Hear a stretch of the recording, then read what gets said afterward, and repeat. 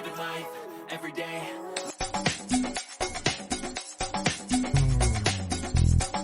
Showbiz Kachika TV.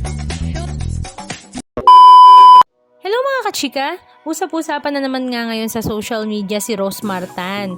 Ito nga ay dahil sa kanyang bagong issue ngayon patungkol nga sa kanyang mga alagang manok sa Tagaytay City na nag-ugat sa mga reklamo ng mga netizens at mga kalapit bahay nito dahil sa napakabahong amoy na nanggagaling sa kanyang manukan.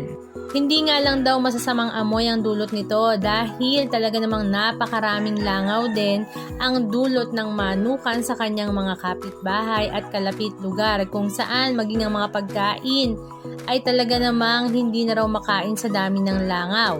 Tapos ang mga baby nga rin daw ay nilalangaw na rin kaya naman nakakaawa na. Mahigit 1,000 pieces din nga kasi ng 45 days na manok ang kanyang alaga sa kanyang R Mansion sa Tagaytay kung saan marami rin nga itong kapitbahay kaya naman lahat nga ay naaapektuhan. Samantala, hindi naman nagustuhan ni Rosmar ang ginawang pag-call out nga sa kanya sa social media. Kaya sa halip na humingi nga ng paumanhin sa lahat ng netizens na naapektuhan nito, ay nagpahayag pa nga si Rosmar na kakasuhan o idedemanda nga daw niya ang mga netizens na nagpakalat ng kanyang mga reklamo. Pero kung umabot nga ito sa demandahan, malamang sa malamang ang mga netizens nga na nagreklamo ay mananalo sa kaso na ito dahil nga sa Code of On-Sanitation of the Philippines PD 856. Ang nakasaad nga ay bawal mag-alaga ng mga hayop tulad ng manok, baboy sa mga residential areas kung ito ay nagdudulot ng mabahong amoy, langaw at banta sa kalusugan ng komunidad. Ang mga commercial poultry farms ay kinakailangang magkaroon ng hindi bababa sa 1 kilometrong distansya mula sa residential or built-up areas upang maiwasan ng polusyon. At sa kanyang latest post, ang sabi nga niya, bili na kayo dali, murang-mura na para maalis na ang mga manok at panay reklamo na ang kapitbahay na may alaga rin namang mga manok. Nag-ooperate pa ng resort, sobrang ingay palagi tapos walang permit at pinost pa talaga ako. At tinag, kaya magkita-kita tayo sa korte, pati asong gala sa akin yung sinisisi, di naman sa akin yung aso na namemerwisyo sa manok nyo.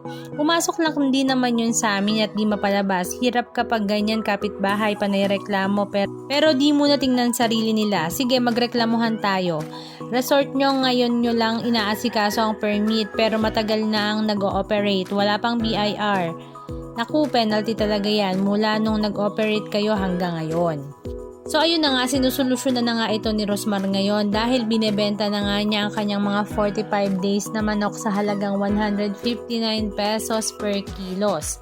Meron din nga siyang binebentang mga itlog na 200 pesos naman daw per tray.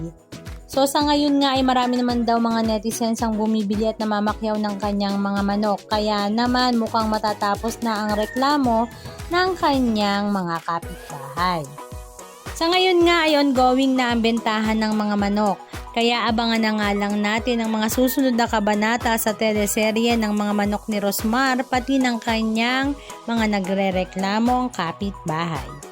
Anong masasabi nyo mga kachika? Just comment down below. And please don't forget to subscribe. Thank you!